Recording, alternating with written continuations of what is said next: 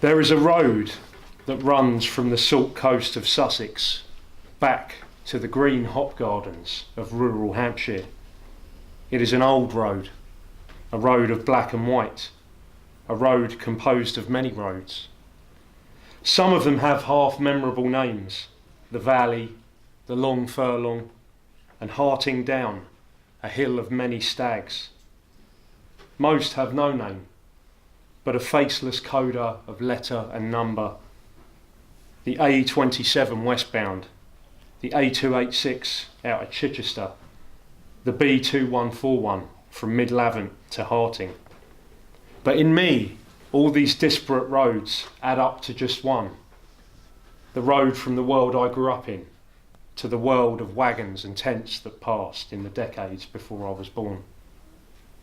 It was a road we took twice a week throughout my childhood, from the yard where we lived to a cobbled old market town called Petersfield.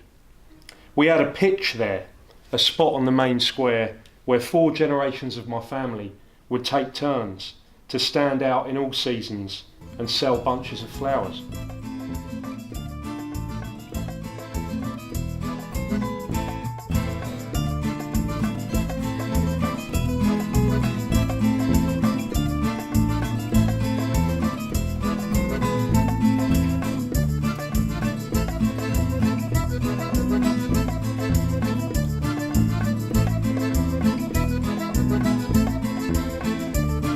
Romani is the English adjective from the word Roma. Many people think that the words Romanian and Romani are the same.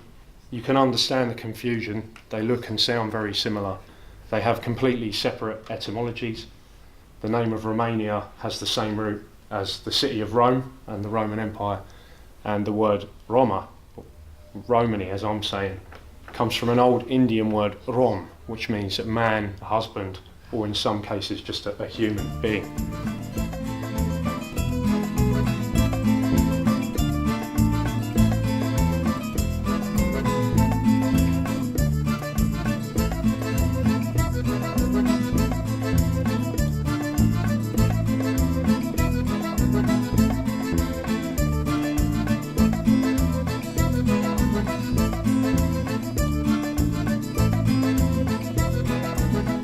The words I later learned were the remnants of what was once a grammatically complete Indian language. When I say Indian, the grammar and most of the vocabulary came from India.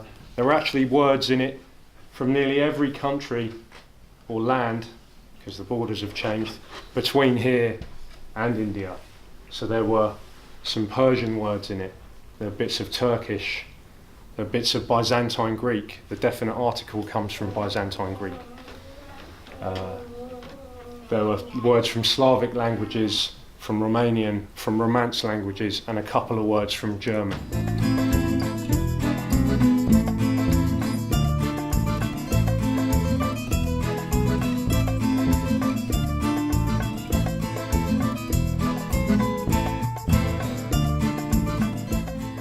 And sit down next to the River Eden for a few minutes to watch the bravest boys and girls ride their horses in and out of the river, stopping in between on the gravel beach to rub soap into their animals' slick wet coats, a baptism across the line of species.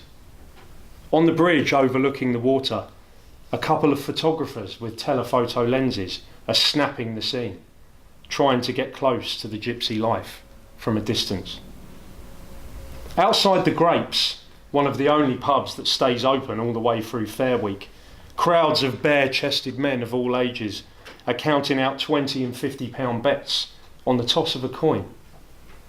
Tiny shimmers of metal fly upwards, 8 or 10 feet in the air, and the men's gazes jerk after them as if they hope to witness an apparition. On the surface of it, it's a simple game of luck, but there are travelling men who have practiced the art of the coin spin all their lives, regulating the number of turns with precision until this archetype of chance is bent into a skill.